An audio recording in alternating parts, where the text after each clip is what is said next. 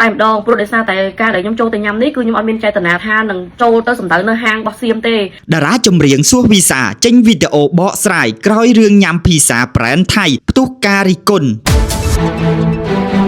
នៅពេលថ្មីនេះតារាចម្រៀងស្រីសួសវីសាដែលស្ថិតនៅក្រោមផលិតកម្មរស្មីហងមាសបានក្លាយជាចំណុចកណ្ដាលនៃការចាប់អារម្មណ៍នៅលើបណ្ដាញសង្គមបន្ទាប់ពីវីដេអូមួយបង្ហាញពីនាងនិងគ្រួសារចូលញ៉ាំភីសានៅហាងប្រែនថៃក្នុងព្រលានយន្តហោះត្រូវបានផ្សព្វផ្សាយយ៉ាងទូលំទូលាយសកម្មភាពនេះបានធ្វើឲ្យមហាជននិងបុគ្គលល្បីៗជាច្រើននៅលើបណ្ដាញសង្គមមានការខកចិត្តដោយសារតែពេលនេះកំពុងមានចលនាពហិការផលិតផលនាំចូលពីប្រទេសថៃក្រោយរងការរិះគន់រាលដាលខ្លាំងនាងសួសវីសាបានបង្ហោះសារពីប្រទេសបារាំងដោយបកស្រាយថានាងចូលញ៉ាំភីសានោះជាកំហុសអចេតនានាងបានរៀបរាប់ថាពេលនោះគ្រួសារនាងជួបភាពវឹកវរដោយសារជណ្ដើរយន្តដាច់ភ្លើងកុមារយំទាមទារនិងអស់កម្លាំងពីការធ្វើដំណើរដ៏វែងដែលធ្វើឲ្យនាងមិនបានពិនិត្យឲ្យបានច្បាស់ថាហាងនោះជាប្រែនថៃចានាងខ្ញុំក៏ដូចជាក្រុមគ្រួសារទាំងអស់ថ្ងៃនេះនាងខ្ញុំសូមចេញវីដេអូមួយដើម្បីជាការសុំទោសជាសាធារណៈជូនទៅដល់លោកតាលោកយាយបងប្អូនអ៊ំពូមីងទាំងអស់គ្រប់ជាន់ថ្នាក់ដែលគាត់មិនពេញចិត្តនិងមិនសប្បាយចិត្តចំពោះរឿងដែលក្រុមគ្រួសារខ្ញុំបាននាំគ្នាទៅញ៉ាំភីសានៅព្រលានយន្តហោះថ្ងៃមុនម្សិលមួយថ្ងៃដែលខ្ញុំធ្វើដំណើរមកស្រុកប្រាំងនេះអញ្ចឹងខ្ញុំអត់ចង់បកស្រាយអីច្រើនទេគឺខ្ញុំមានតែសុំលើកម្រាមដៃ10ដើម្បីសុំការអធិស្ឋាននិងសុំទោសពីសំណាក់បងប្អូនទាំងអស់គ្នា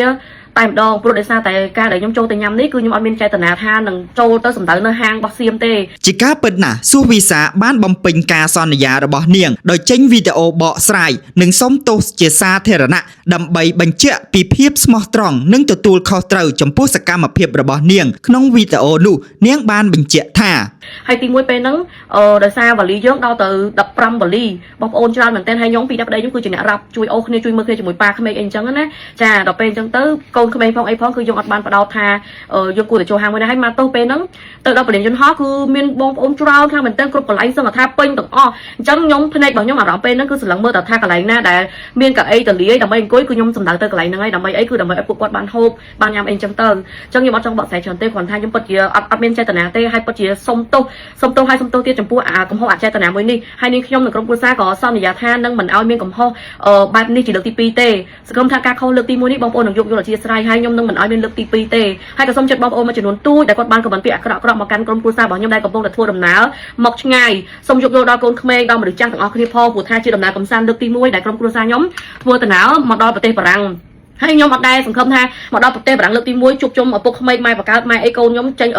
មកចេញជារូបភាពចេញជុំគ្នាទៅសុំទោសសាធារណៈដល់បងប្អូនប្រជាពលរដ្ឋខ្មែរអញ្ចឹងទេខ្ញុំអត់ដែរបានសង្ឃឹមអញ្ចឹងទេខ្ញុំសង្ឃឹមថាការដំណើរកំសាន្តលើកទី1របស់ក្រុមគ្រួសារខ្ញុំនៅប្រទេសបារាំងគឺចេញមកសប្បាយរីករាយហើយនឹងជួបជុំនេះប្រកបទៅដោយសុភមង្គលហើយនឹងស្នាមញញឹមតែបែរជាចេញមកនាំឪពុកម្ដាយចេញវីដេអូលើកទី1ជុំនេះលើកទី1ក្នុងជីវិតហ្មងបែរជាចេញវីដេអូសុំទោសទៅដល់បងប្អូនអូនពូមីងទៅវិញប៉ុន្តែអត់ជាបញ្ហាដោយសារយើងធ្វើខុសអញ្ចឹងយើងត្រូវតែទទួលកំហុសគឺជារឿងដែលល្អបំផុតអញ្ចឹងបើសិនបើក្រុមគ្រួសារខ្ញុំទោះខុសកន្លែងណាឆ្គាំកន្លែងណាសូមអធិស្ឋានពីសំណាក់បងប្អូនអ៊ំពូមីងទាំងអស់គ្នាយកយល់ព្រោះដោយសារជាទូទៅតាំងពីដើមមកខ្ញុំជាមួយគ្រួសារខ្ញុំប្តីខ្ញុំអីគឺអត់ដែល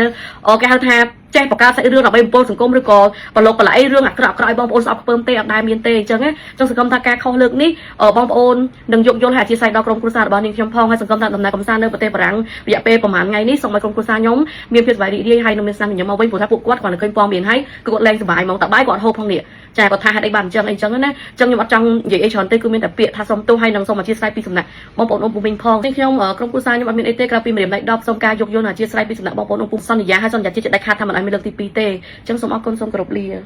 រឿងរ៉ាវនេះបានបន្តជំរុញឲ្យមានការពិភាក្សាយ៉ាងផុសផុលនៅលើបណ្ដាញសង្គមជាពិសេសក្នុងចំណោមអ្នកគាំទ្ររបស់នាងទោះបីជាមានការរិះគន់ក៏មានអ្នកគាំទ្រមួយចំនួនបង្ហាញការយោគយល់ចំពោះកំហុសអចេតនានេះនិងកោតសរសើរចំពោះភាពស្មោះត្រង់របស់នាងក្នុងការចេញមុខបកស្រាយ